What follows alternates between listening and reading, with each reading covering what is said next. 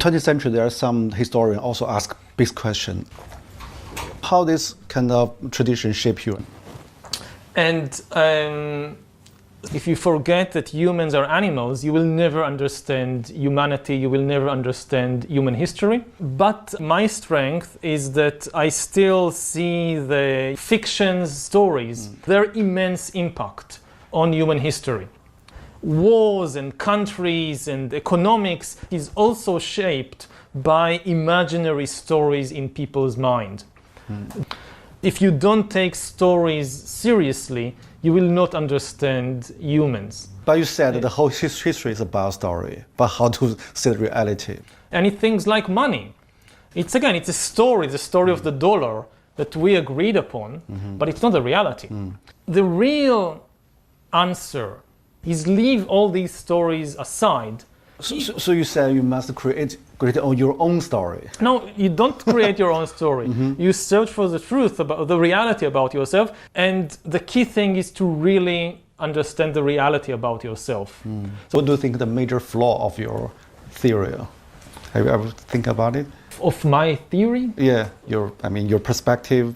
You try to explain the whole world, the history, but what's the major flaw in the process? Well, if I knew the major flaw, I would have corrected it. But there are definitely flaws. Do you have any kind of worry? Maybe I speak so much about the change, the process, but actually I don't understand very well. Do you have any concern? No.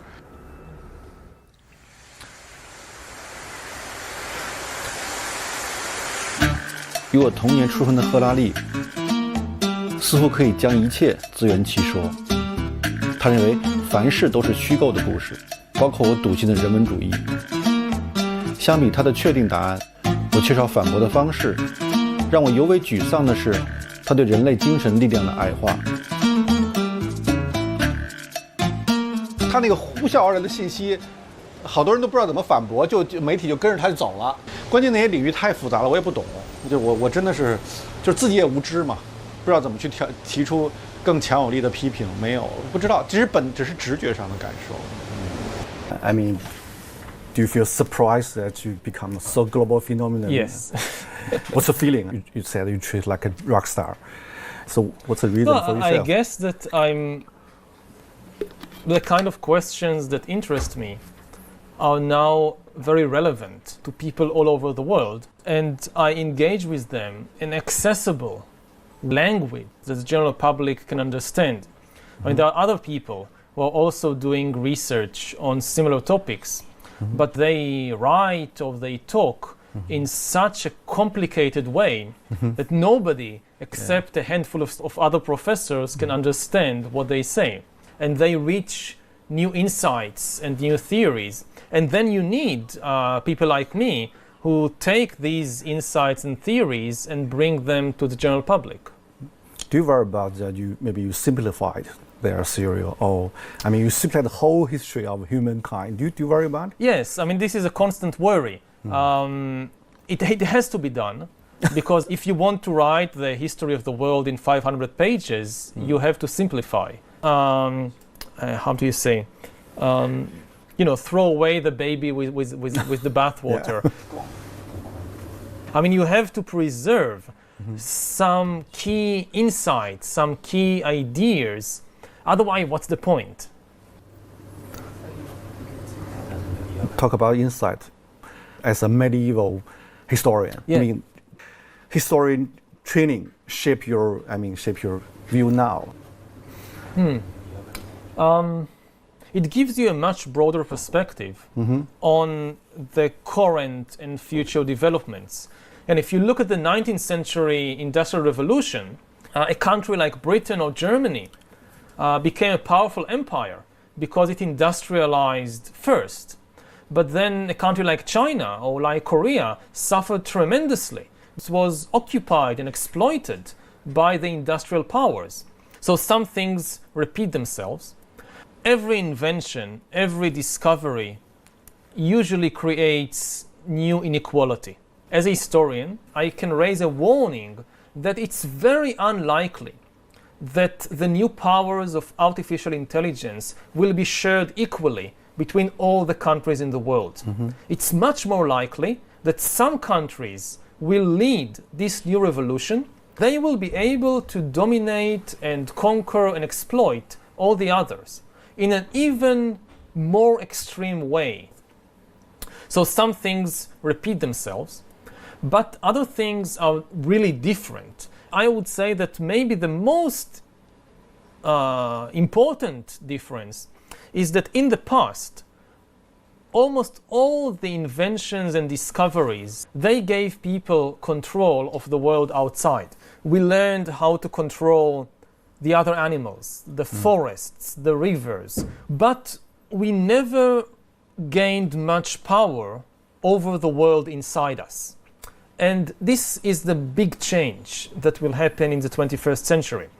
Powers we are gaining is power over the internal world, to re-engineer and manufacture bodies and brains and minds. I think Earth will be dominated by entities which are more different from us than we are different from Neanderthals or from chimpanzees. Do you feel that maybe sometimes you underestimated the human spirit? I mean, from late 19th century, maybe from Freud, they tried to explore your psychology. And also Virginia Woolf said the human spirit changed totally. But really change? You are right. We know very little about the mind and about the spirit or the psychology of humans. It won't prevent us from gaining immense manipulative powers over ourselves.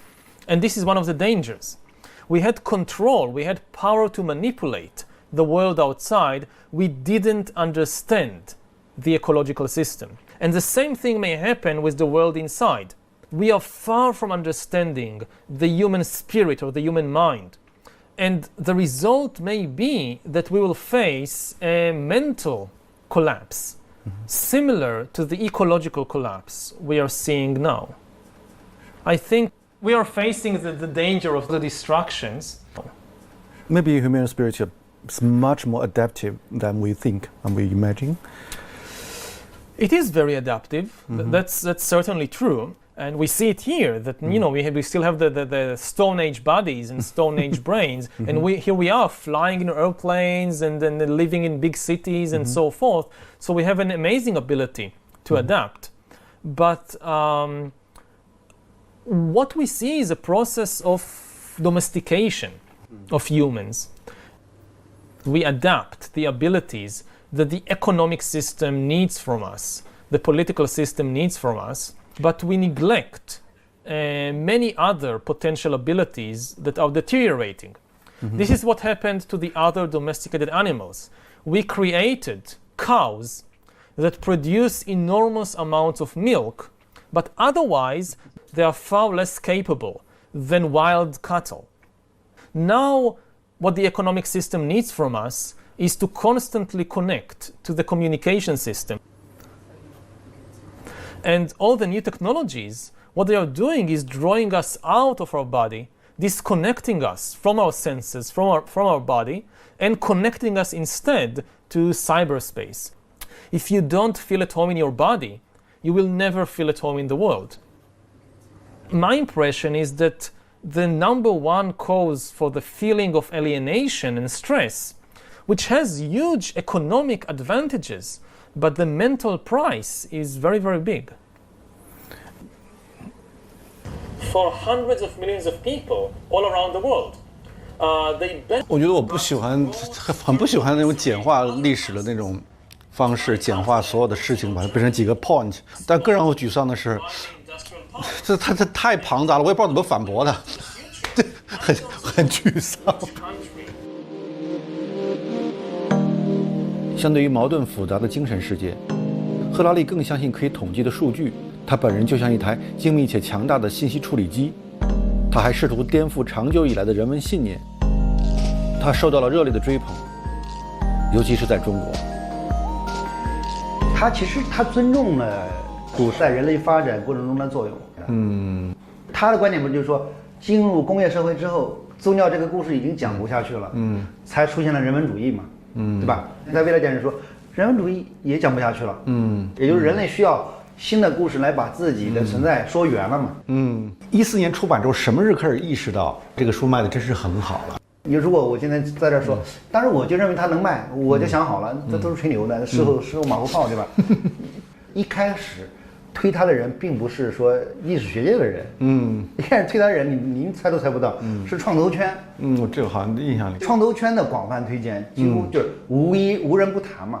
所以其实一本历史书被那么多的能赚钱的人或者正在赚大钱的人推荐，那么不挣钱的人、挣小钱的人肯定得趋之若鹜啊，说这里面一定藏着什么秘密呢？但实际上什么意思呢？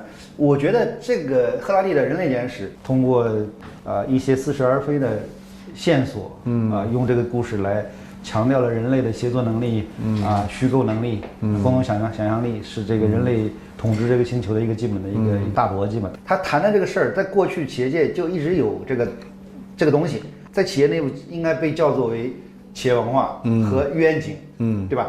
就这两件事嘛，对吧？但是书买回去看的人这么多，在线知识付费打开率只有15%，其实图书打开率更低，书的完阅率其实可能不到2%，但是它就是因为我有了，并且我知道大概是什么意思，在饭桌上或者在某些场合下可以聊一聊，大家在这里面找到了身份的认同，就是说我们是这一类人，我们关心我们怎么去塑造我们这个企业的共同想象力和虚构能力，我们的企业的愿景是什么样子的，然后所有人都在一起用某种似是而非的暗号在对接，说碰一下说我们是这一波人啊，没错，对，确认过眼神，我们是一波的哈，而且你创造了一种新的模式，对，这些企业家创业者明明都不读书，然后都喜欢讲宏大的历史，都上来就人类开始演化，对，讲就是用一种似是而非的知识把他们都笼罩在一起，他们也自我感觉很良好，对，实际上是对于未来的这种窥探欲望太强烈了，都希望弯道超车，希望赢在起跑线，凡事预则立，不预则破啊，就是大概这意思。我再给您回溯一下啊，它不仅仅是这本书上表现出来中国人对于未来学的热情，从上个世纪80年代这个70年代吧，莱斯比特的大趋势就比美国卖得好，然后尼格罗庞蒂的这个数字化生存，然后到 KK 的失控，哪一本书都是啊。因为突然在一本书里面挤下了他认为的所有的知识，寻找一个单一结果、单一答案的方式。对于赫拉利的这种热捧，其实都是这种力量在驱使，他就有点求神问佛的那个意思。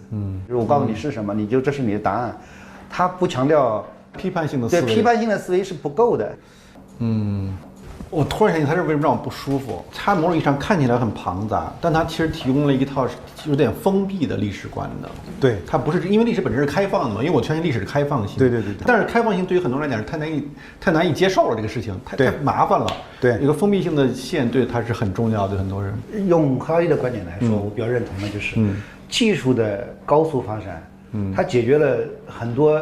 就所谓的那个无用之人的基本需求，也就像那个超级玩家嘛，对，就可以沉迷在那个世界里面，在那个世界里面，对，它满足了一大部分的需求，在你的世界里面可以定义，你可以玩各种游戏，然后你在里面你说了算，其实现在已经差不多发生了，对，它已经发生了，在那个巨大的这个技术推动的这个浪潮下，那一批人就变成了无用之人，他只是负责消费的，他也不创造。而且超级人变得更强了，然后技术的赋权和赋能让那些人变得更强。赫拉利这个事情，这种暗合是契合了他这种东西。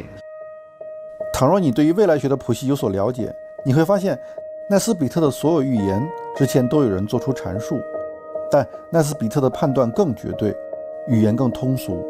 他知道如何将杂乱无章的信息拼接在一起，创造一些朗朗上口的新词汇，然后用动情的不容置疑的口吻大声讲出来。他传递的不是思想，而是概念。他不鼓励你展开独立思考，而是要让你有原来如此的顿悟。 As a historian, most of the insights you gain by looking at how things changed in the past. But then once you understand the mechanism of change, you can use this understanding to try and say something about the future. How do you evaluate your own visionary capability?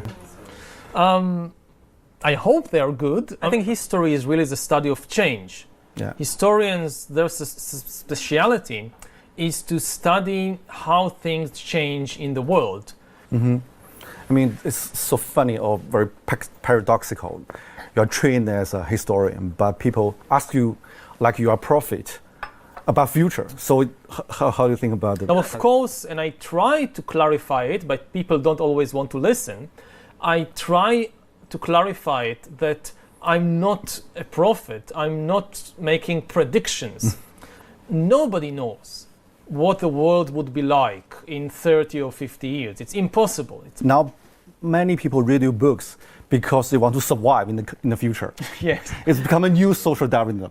So how do you react to I mean, they are reading Well, this is one of the problems of writing books and being an author, that you have no control of the way in which people read your books. Yeah. And I see it in many cases, like I write a passage in an ironic tone. For me, it's obvious that this is irony. And I think everybody who reads it will understand. I don't mean it seriously. It's just an irony. They didn't get it. And they don't get it. I mean, they read it in a completely flat and serious way. And they understand exactly the opposite of what I intended. So when you were on the stage, you talk about this. So you feel strong alienated from the reality? So it sometimes happens with some people, and you just have to accept that. I mean, there is no way to write something that people will always understand. You think about, I don't know, say the Bible. So you have Jesus coming and telling his disciples, if somebody slaps you on the cheek, turn the other cheek. And you should have only love for all people. And somehow people read this and they burn heretics and they start religious wars. I mean, how, if it's possible to get from Jesus to religious wars, then people can just, do with texts almost anything they like. Has to be the last question. Okay. I mean, again, I don't try to predict the future. I try to point out different possibilities, and I hope that, like Huxley, I'm offering an interesting visions. Yeah. Okay. Do you mind people call you guru? I don't like it, but I have no control over them. Okay. Hope to see you in Israel. Maybe we are planning to go there to see you there, Israel. Yeah. Thank you. It was a very interesting. It's not the usual questions. Yeah, we should talk more maybe next time. Okay. Take care. You too.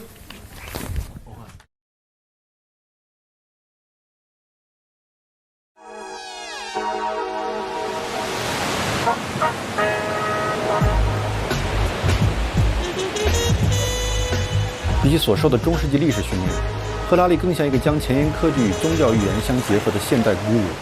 想要理解他的学说与精神世界，最好来到他生长的地方。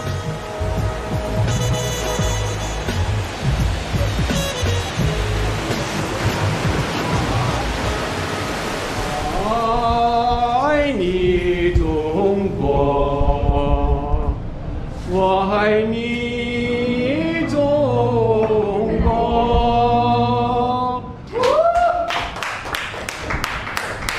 哇，好动人的，哇，好感动。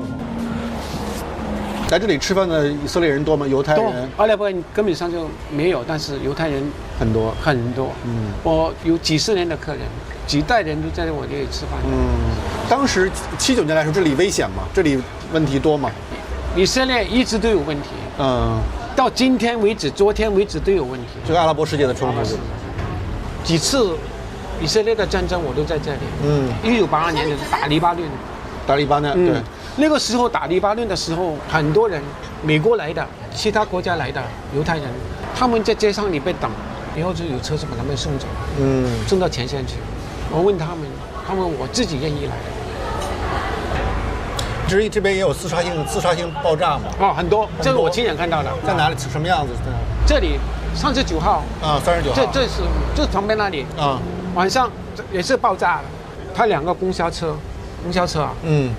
他等那个公交车到站的时候，这个公交车到站，那个恐怖式的引爆，2个公交车的人死伤很多人。他爆了以后，还有第2个人看到你们很多人在这里，第2个人进来爆了。什么时候爆炸最严重啊？一直都有。我们都已经怕现在是少一些了，是吧？没有了，根本上没有。现在没有了。它是因为建那个墙，是不是？是，很有效，是吧？有效。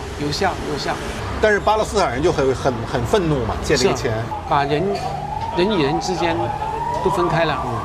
以前有圣经记载的时候是犹太人的地方，后来犹太人2000多年的时候，他们这人就散掉了，逃到全世界的地方去了。以后阿拉伯人进来这里，生活了1000多年，他们也是当这里是他们的一辈子，他们的家。所以我觉得应该有和平的一点，大家都应该互相体谅一下。大家互相残杀，这不是一个好的解决方法。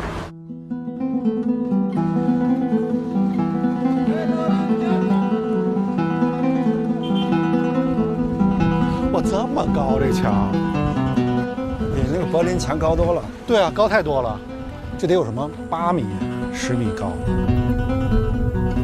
耶路撒冷是一座有着3000年历史的古城，也是犹太教、基督教、伊斯兰教的发源地。一个小平台，你望出去，居然可以看到2个宗教的地标性建筑物，一个呢是西墙，一个呢是金顶。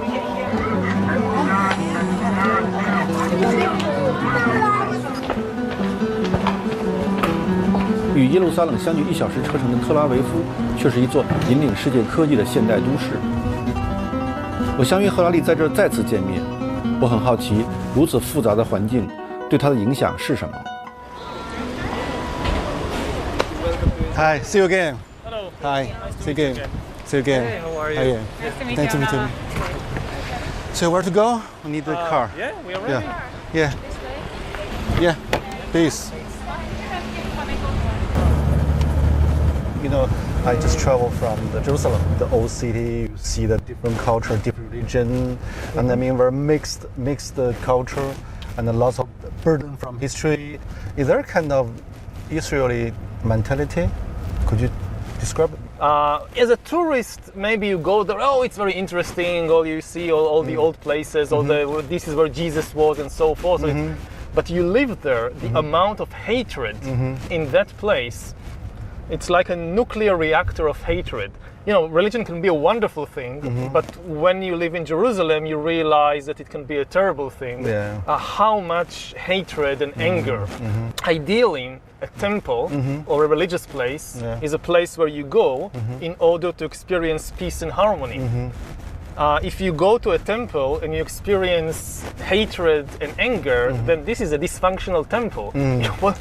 It's not working, you know. It's like going to a hospital and getting back even more sick. So Jerusalem for me is a dysfunctional temple.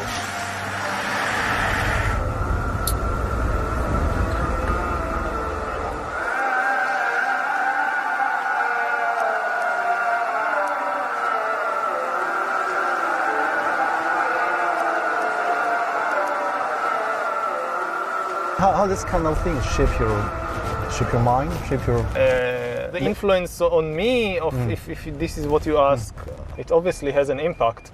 I mean, if you live in a place like Silicon Valley, maybe you can have this kind of utopian vision of a world governed by science and by rationality and things like that.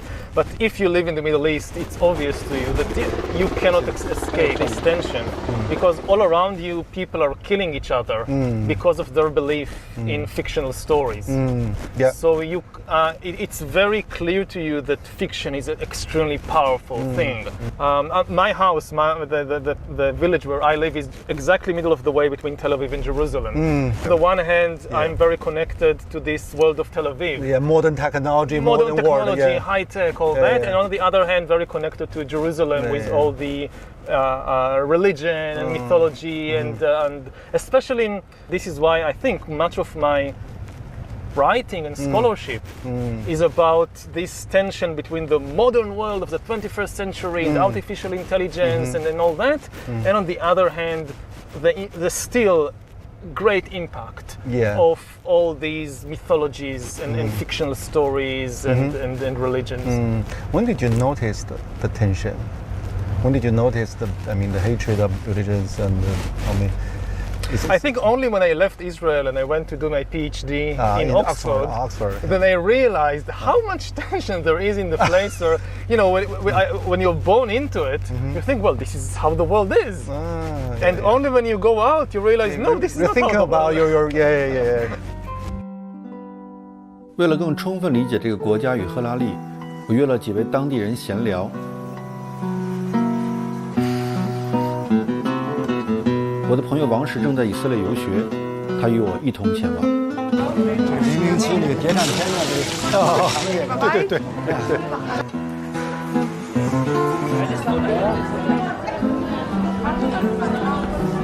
第一位是阿拉伯律师。Nice to meet you. How do you think about the Jewish people? I mean, the Jewish come back, take the city, they become a new authority. Is understanding or for you not? For me, I don't have a problem with the religion about the Jews. And they was living here before the occupation, and we have places that they are neighbors of the Arabs, and they don't have any problem with the Palestinian here before the occupation. When they kick them out from Europe and receive them, and later they are get of this country. But after, it's begin the problem. When I talk with the Israelis, most of the people, they have this stereotype. We really feel that. When they talking with me, are you real Arab? Yeah, I am Arab. Are you born here? Yes, I am born here. You know, here, the thing that it's helped me to live here in Jerusalem, it's how I look. According to the stereotype of the Israelis, I'm not look like the local people. The local people have to be dark skinned, not handsome person. And also my accent is good in Hebrew. You speak Hebrew? Yeah, of course, because I'm a lawyer. And in a good accent. So what's your nationality? Nationality, I don't have any nationality of any country. It's just the residency.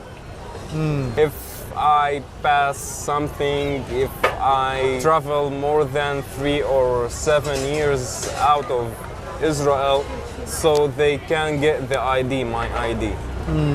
It's mean they can kick me out anytime.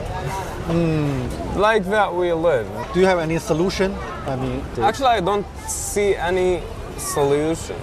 I am born here and I love this country. I will not pass to anywhere.